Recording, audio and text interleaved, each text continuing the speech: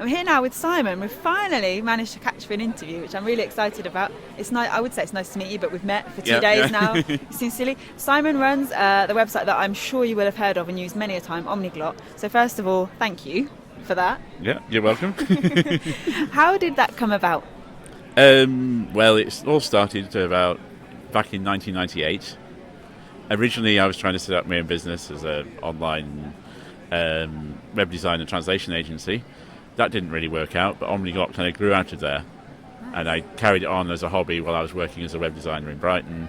And eventually I was made redundant from that job, and then by that time I was making a living from Omniglot. And since then I moved to Bangor, did an MA in Linguistics, and now I'm supporting myself completely from Omniglot. Brilliant, that's fantastic. That's truly living the language dream, isn't it? It is. Brilliant. And I'd like to talk, your badge, I don't know if you can see Simon's badge from there, is very, very impressive. So we've spoken a bit. You did a degree initially in Japanese and Mandarin Chinese, is that correct? That's right, yes. And then moved on a lot to, I've forgotten already, Celtic or Celtic? Celtic. Celtic. Moved on a lot to Celtic languages. What inspired you to begin with Celtic languages? Well, my mum's family come from Wales. She grew up in England, but her parents were from South Wales. So I've always been interested in Welsh and always had the intention to learn it. And I eventually got round to it about 12 years ago.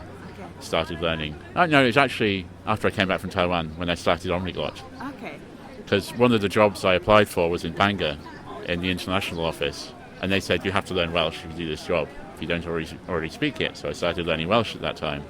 And I got Teach Yourself Welsh, and I went through it a couple of times and went to my interview, and they said, do you speak Welsh? And I said, a little bit.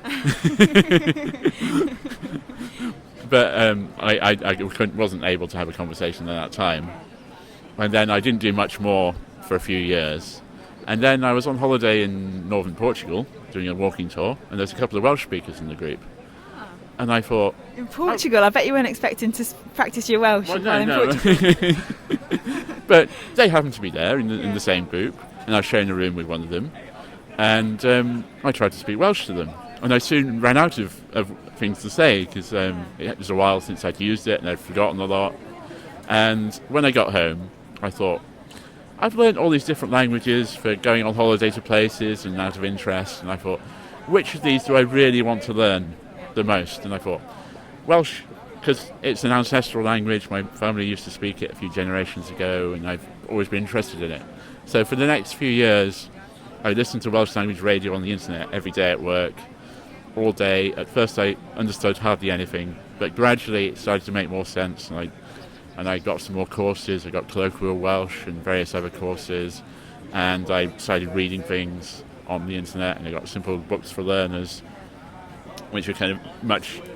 I struggled with at first, but eventually it started to make sense, and then more and more I got to the stage where I could understand it, I could read it. Then I did a summer school in Lampeter for 2 weeks. Hey, Lampeter. Ashley, cameraman, who you can't see, went to Lampeter University, so yeah. There's the link there. Yeah, so this was the first time I'd had proper conversations in Welsh. Nice. And at first I struggled a bit, but after 2 weeks I was quite happy to babble away in Welsh all day. So you almost created, like we've just come out of a talk with Alex Rawlings, who was mentioning about if you can't go to the country physically, about creating a sort of remote immersion. That's pretty much what happened for you with Welsh. Exactly. Yeah. Yes, that's what I did. Yeah. And then what was your next language along the way from there? Where did you go? Did you go to Manx or Cornish or Gaelic? Well, Irish actually. Okay. Well, I'd learnt a little bit of Scottish Gaelic when I was in Taiwan, because I just fell in love with the music while I was at school. I started playing the tin whistle, listening to songs, Clanad and Enya and Capercaillie and Runrig, and I just loved the sound of these languages, Scottish and Irish Gaelic, and I wanted to learn them. And eventually I got round to it. Okay. And I went and I spent a year learning Irish at home. I started with courses on Radio Ulster. They have these little courses, and they're really good because they just do little bits, because it's a radio program, so they just teach you the basics in each kind of program, and then you learn a little bit more, and they reinforce what you've learned already. And I found that really good. Then I got a book that was based on another radio series called what's it called? Irish on Your Own, or Now You're Talking. I like that. Now You're Talking. That's Now cool. You're Talking. Now You're Talking. Yeah. Brilliant.